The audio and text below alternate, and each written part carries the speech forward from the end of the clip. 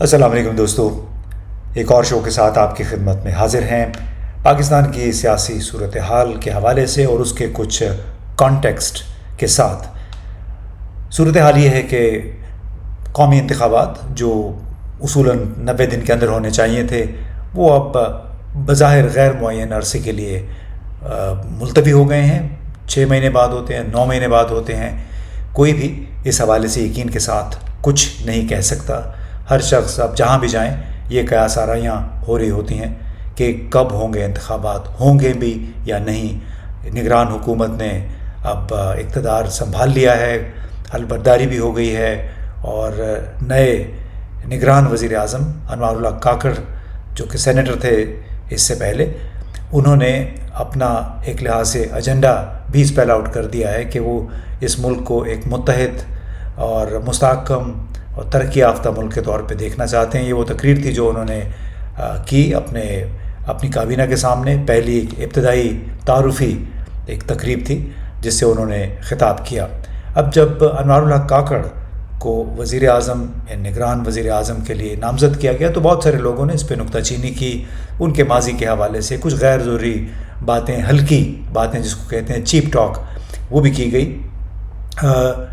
ہم نے کچھ عرصہ پہلے انوار اللہ کاکڑ صاحب سے ایک انٹرویو کیا تھا بلوچستان کے حالات کے حوالے سے، جو بنیادی طور پہ بلوچستان کو جن مسائل کا سامنا ہے اور جس انداز میں وہاں پہ پاکستان کی سول ملٹری بیوروکریسی وہاں پہ دخل اندازی کرتی رہی ہے، جس انداز میں وہاں کے سرداروں، نوابوں کے ساتھ ان کا گٹھ جوڑ رہا ہے، اس تناظر میں میں نے انوار اللہ سے انٹرویو کیا۔ انٹرویو میں ایک بات جو ابھر کے سامنے آئی، انہوں نے اس وقت تو چونکہ بلوچستان عوامی پارٹی کے ایک ترجمان کے طور پہ کام کر رہے تھے، یہ میں بات کر رہا ہوں جون 2021 کی، جب ہم نے ان کے ساتھ انٹرویو کیا، اور اس وقت بڑے شد و مت کے ساتھ انہوں نے بلوچستان عوامی پارٹی، جس کے اس وقت کے سربراہ تھے جام کمال، وہ وزیر اعلیٰ بھی تھے، بڑی شد و مت کے ساتھ انہوں نے اس کا دفاع کیا۔ اور میں نے ان سے ایک سوال کیا کہ عام طور پہ بلوچستان عوامی پارٹی اور اسی نوعیت کی دوسری جماعتیں، ان کے حوالے سے کہا جاتا ہے کہ یہ پرو اسٹیبلشمنٹ سیاسی جماعتیں ہیں، جب ضرورت پڑتی ہے تو یہ جماعت ادھر سے ادھر یا ادھر سے ادھر ہو جاتی ہے، یا پھر ان کے ارکان ادھر ادھر لڑکنا شروع ہو جاتے ہیں۔ تو اس کے جواب میں، اور بلکہ ایک اس میں اہم جو اعتراض ہوتا رہا وہ یہ تھا کہ سردار اختر مینگل صاحب بھی وقتاً فوقتاً یہ کہتے رہے ہیں کہ جتنے بھی اب بلوچستان عوامی پارٹی کے لوگ تھے وہ سرکاری گملوں میں، GHQ کے گملوں میں پل کے بڑے ہوئے ہیں۔ اب اس کانٹیکس میں انوار اللہ کاکڑ صاحب نے کہا کہ چاہے وہ جام کمال ہیں یا عمرانی ہیں، مکسی ہیں، جمالی ہیں، یہ سب لوگ، ان سب لوگوں کی ایک باقاعدہ تاریخ ہے پاکستان کے ساتھ، اور ان میں سے انہوں نے سوال کیا کہ کون سے لوگ ہیں جو مسلط ہیں، کون سے لوگ ہیں جو سرکاری یا GHQ کے گملوں میں بڑھ کے سامنے آئے ہیں۔ تو بڑا انہوں نے اس کا بھی اس کی تردید کی اور کہا کہ یہ وہ لوگ ہیں جو ایک مضبوط فیڈریشن دیکھنا چاہتے ہیں، جو پاکستان کی فیڈریشن کے ساتھ رہ کے ترقی میں اپنا حصہ ڈالنا چاہتے ہیں۔ تو جب میں نے یہ کہا کہ سردار اختر مینگل صاحب بار بار یہ GHQ یا سرکاری گملوں کی بات کرتے ہیں، تو دیکھیے انہوں نے کیا جواب دیا۔ مجھے یہ سمجھ نہیں آتی کہ اختر مینگل صاحب جس پروسیس کے تحت، جس الیکشن کمیشن کے نظام کے تحت اسی دن اسی ڈیٹ پہ وہ پورا پروسیس پورے پاکستان میں ہوتا ہے، اس پروسیس کے نتیجے میں وہ اگر MNA بن جائے تو وہ مالی اور گملے سے دور ہوتے ہیں، لیکن اگر کوئی جمالی، کوئی جام، کوئی مکسی، کوئی کاکڑ ہماری طرف سے آ جائے تو وہ گملے کی پیداوار ہوتے ہیں۔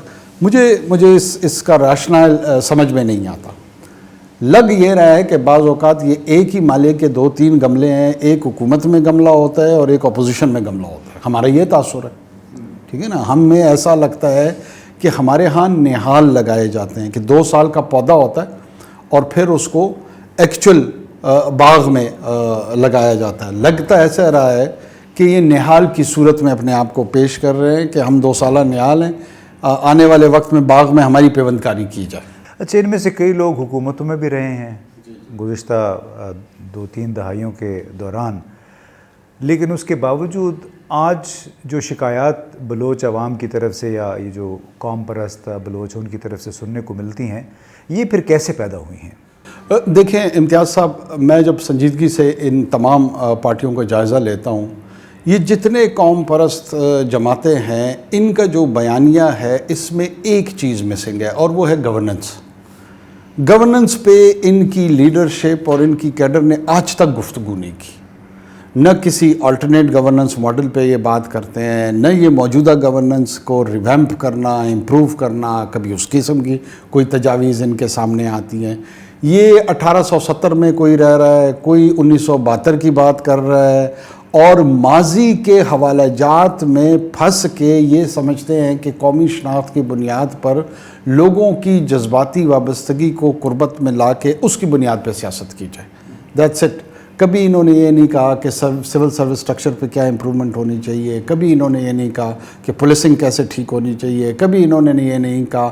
ماں سوائے ایک آدھ آدمی ان کا ایسا ہوتا ہے جو گوگل کٹ اینڈ پیسٹ سے کوئی فگرز لے کے وہ آپ کو سوشل انڈیکیٹرز کے تانے دے دے کے مار رہا ہوتا ہے. لیکن کوئی جو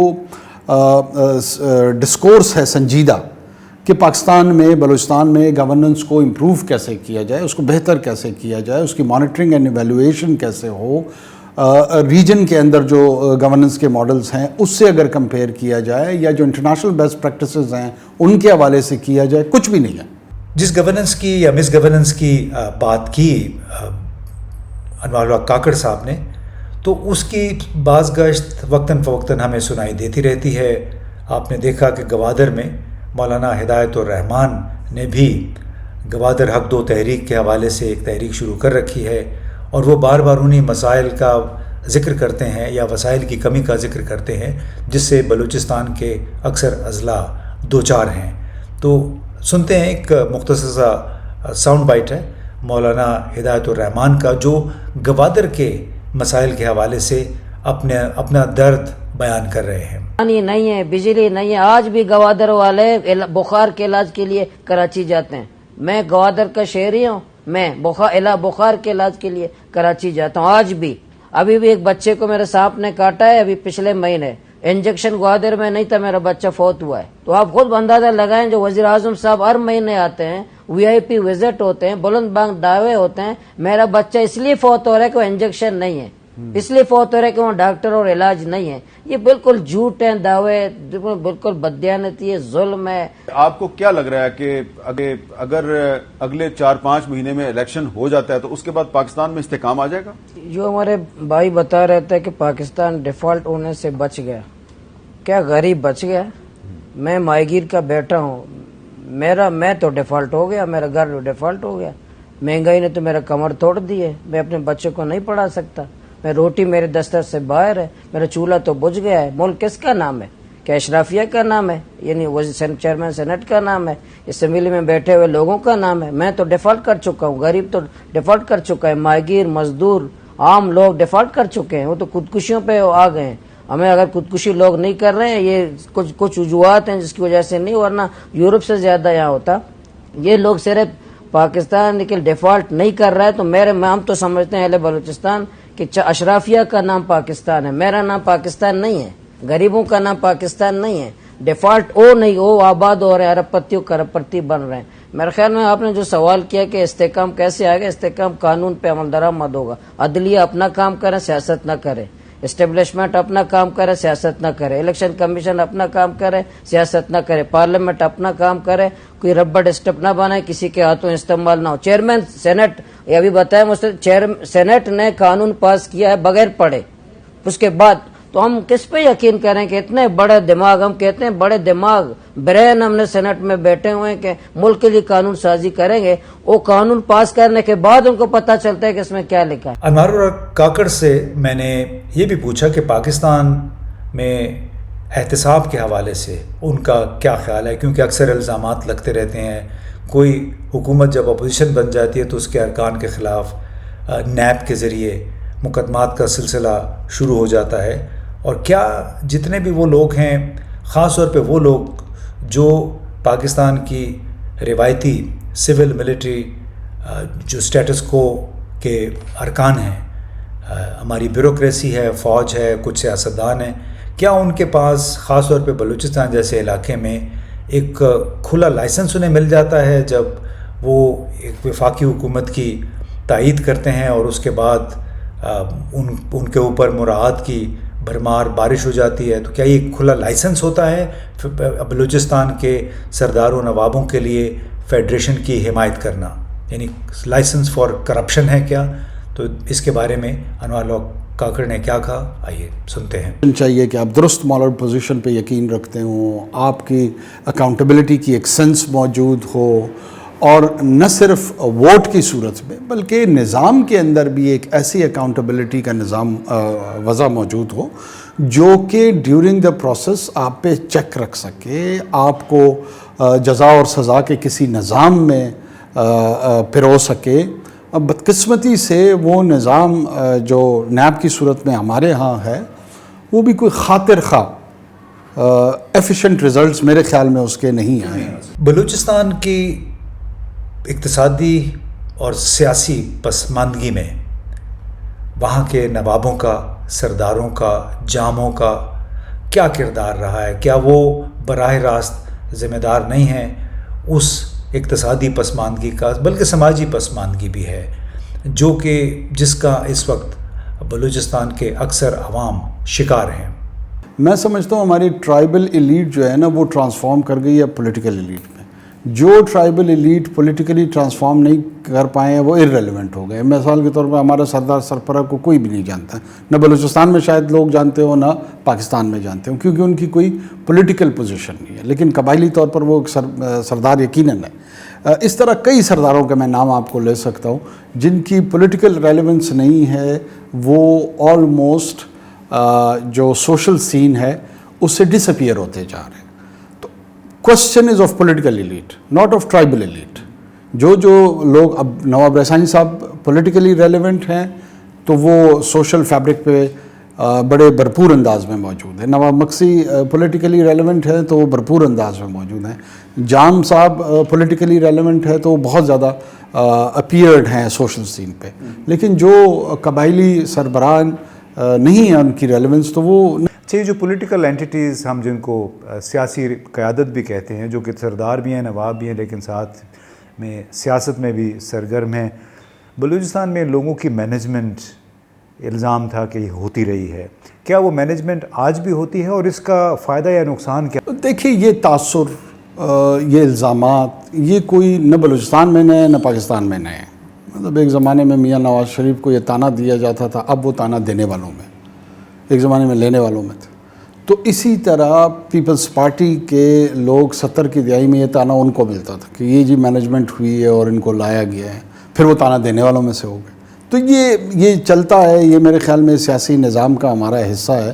میں تو کوئی بہت زیادہ سنجیدہ مطلب بہت زیادہ اہمیت اس کو اس لیے نہیں دیتا ہوں کہ at the end of the day جو ہمارے پارٹی کے پلیٹ فارم سے لوگ الیکٹ ہو کر آئے ہیں وہ بیلٹ کے ذریعے آئے ہیں، جو اپوزیشن کے لوگ ہیں وہ بیلٹ کے ذریعے آئے ہیں۔ ان کا بیلٹ ہے، ہمارا بیلٹ نہیں ہے، یہ بات میری سمجھ سے بالات۔ انوار الحق کاکڑ صاحب نے اپنے انٹرویو کے دوران ایک اور بڑی دلچسپ بات کہی، اور وہ یہ کہ سب کو معلوم ہے کہ بلوچ علیحدگی پسندوں کی حمایت یا پشت پناہی کون کر رہا ہے۔ انہوں نے کہا کہ کسی کو ثبوت کی ضرورت نہیں ہے یہ ثابت کرنے کے لیے کہ وہ لوگ جو بلوچ قوم کے نام پہ دہشت گردی کے واقعات میں ملوث ہیں، ظلم و ستم کر رہے ہیں، عوام کو نقصان پہنچا رہے ہیں، ان کے پیچھے کون ہے۔ دیکھیے، یہ اسٹیبلشڈ فیکٹ ہے کہ یہ ہندوستان کی پراکسیز ہیں۔ اس میں اب الزام تراشی سے بات آگے نکل گئی۔ چیک ہیگل جو ڈیفنس سیکرٹری تھے امریکن، وہ پبلک فورم پہ ایڈمٹ کر چکے ہیں کہ انڈینز جو ہے نا افغان سوائل کو بلوچستان کے صوبے کے حوالے سے استعمال کرتے آئے ہیں۔ اجت دوول اپنی اسٹریٹجک کمیونیکیشن میں ایک یونیورسٹی کو ایڈریس کرتے ہوئے سمجھتے ہیں یہ ہیں کہ ان کے اسٹریٹجک کیلکولس میں اگر ہم نے کشمیر میں کوئی دباؤ ڈالا تو بلوچستان ہم سے چلا جائے گا۔ وہ یہ سمجھتے ہیں کہ بلوچستان ان کے ہاتھ میں ایک لیوریج ہے جس کو وہ پاکستان کی ریاست کے خلاف استعمال کر سکتے ہیں۔ ظاہر ملیٹنٹس کی طرف اشارہ کر رہے ہیں، میری طرف تو کرنے سے رہے۔ وہ پرائم منسٹر مودی اپنے ریپبلک ڈے کو چوز کرتے ہیں، اس سے 2 3 4 مہینے پہلے وہ بنگلہ دیش میں کہتے ہیں کہ ہم ان لوگوں میں سے ہیں جو لوگوں کو آزادی دلاتے ہیں. یہ ان پوری ڈیولپمنٹس کو جو لوگ اسٹریٹجک ڈومین میں ریڈ کر رہے ہیں ان کو کسی ایویڈنس کی مزید ضرورت. پھر کلبھوشن یادو جیسے لوگ جو ہے نا اپریہینڈ ہوئے.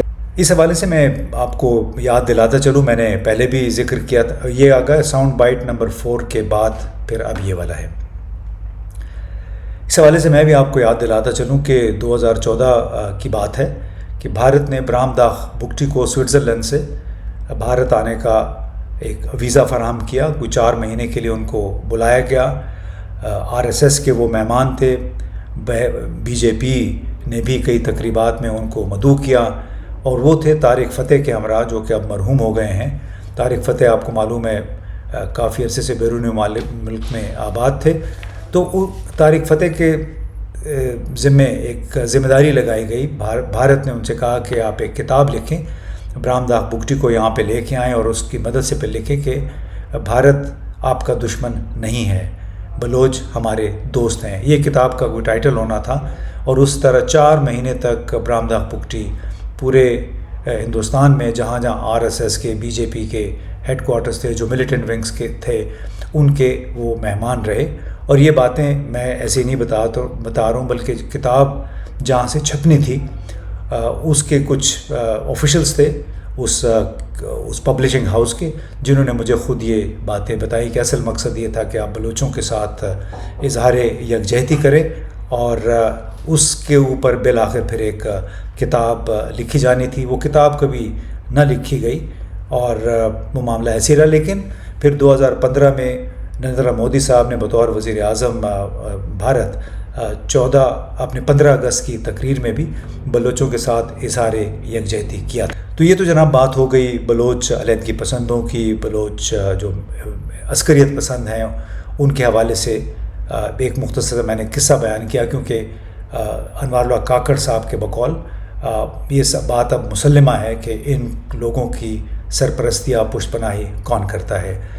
انوار اللہ کاکڑ صاحب سے میں نے یہ بھی پوچھا کہ وہ پاکستان کو کیسا ملک دیکھنا چاہتے ہیں، ان کے نزدیک کیا کیا جانا چاہیے کہ یہ پاکستانی ایک قوم بن جائے، قوم کے طور پہ ابھرے. دیکھیں ہماری تو بطور صوبائی حکومت بھی اور وفاقی حکومت کے الائز کے طور پہ ہم وفاق میں بھی یہی انپٹ دینے کی کوشش کرتے ہیں کہ Pakistan as a nation state, یہاں پہ جو نیشن بلڈنگ پروجیکٹ ہے نا، اس کو بدقسمتی سے کانشیس پروجیکٹ کے طور پہ نہیں لیا گیا. ہمیں چاہیے کہ اس کو ایز اے کانشیس پروجیکٹ ہم لیں. اور Pakistan was not meant to become an ethno federalism. Pakistan نہ پشتونوں کے لیے بنا تھا، نہ بلوچوں کے لیے بنا تھا، نہ پنجابیوں کے لیے بنا تھا، نہ سندھیوں کے لیے بنا تھا. پاکستان ساؤتھ ایشیا کے جو غالب مائنورٹی تھی مسلمان، ان کے لیے ایک نئی تجربہ گاہ تھی جہاں پہ اسٹیٹ ورسز سٹیزنری تھی پروجیکٹڈ، یا جس کو پرائم منسٹر صاحب ریاست مدینہ کی انسپریشن ماڈل کا کہہ رہے ہیں کہ وہاں پہ شہری ریاست کے ساتھ ایک نئے سوشل کانٹریکٹ میں انٹر ہوں گے، اور اس سوشل کانٹریکٹ میں کچھ ذمہ داریاں شہریوں کی ہوں گی اور کچھ حقوق شہریوں کے ہوں گے، اور کچھ ذمہ داریاں ریاست کی ہوگی اور کچھ حقوق ریاست کے ہوں گے. تو ایک نئے شکل کے ساتھ یہ تجربہ کرنا تھا. لیکن بدقسمتی سے مجھے ایسے لگ رہا ہے جیسے ہم کوئی افریقن ایتھنو فیڈرلزم کی طرف جا رہے ہیں، یا مڈل ایسٹ کی فیلڈ اسٹیٹ کے ماڈلز کے ساتھ جا رہے ہیں. کبھی ہمیں پشتون سپیکر چاہیے ہوتا ہے، کبھی ہمیں بلوچ وزیر اعظم چاہیے ہوتا ہے، کبھی ہمیں سندھی پتہ نہیں گورنر چاہیے ہوتا ہے. تو یہ اس ایتھنک تھاٹ پروسیس سے میرے خیال میں ہمیں نکل کے we need to move towards meritocracy. تو جناب آپ نے باتیں سنی سینیٹر انوار الحق کاکڑ، جو کہ اب ہیں ہمارے نگران وزیر اعظم، اور ان کے بڑے پڑھے لکھے انسان ہیں. جو باتیں انہوں نے 2021 میں کہیں، وہ مسائل جن کا ہم نے اس انٹرویو میں احاطہ کیا بلوچستان کے حوالے سے، وہ مسائل اب بھی اپنی جگہ پہ موجود ہیں. وسائل کا ضیاع، وسائل کی لوٹ مار اور بد انتظامی، وہ سب کچھ آج بھی ہم دیکھتے ہیں بلوچستان میں ہو رہا ہے. اور اس میں انوار کاکڑ صاحب نے یہ بڑا واضح طور پہ کہا کہ کوئی آپ کو لائسنس نہیں مل جاتا جب آپ اگر وفاقی حکومت کی وفاق کی حمایت کرتے ہیں. تو اس حوالے سے امید یہ کرنی چاہیے کہ جن خیالات کا اظہار کاکڑ صاحب نے 2 سال پہلے کیا تھا ان یا جن مسائل کا ہم نے احاطہ کیا ان کو دور کرنے کی کم از کم یہ کوشش کریں گے, کیونکہ گزشتہ جتنی بھی سول حکومتیں آئی ہیں, وزرائے اعظم آئے ہیں, وہ بلوچستان کے مسائل مستقل طور پہ حل نہیں کر پائے, بلکہ وہ شکایتیں ویسی کی ویسی موجود رہیں جو بار بار ہمیں سردار اختر مینگل ایسے قوم پرست لیڈروں سے سننے کو ملتی ہیں. یہ شو دیکھنے کا بہت بہت شکریہ.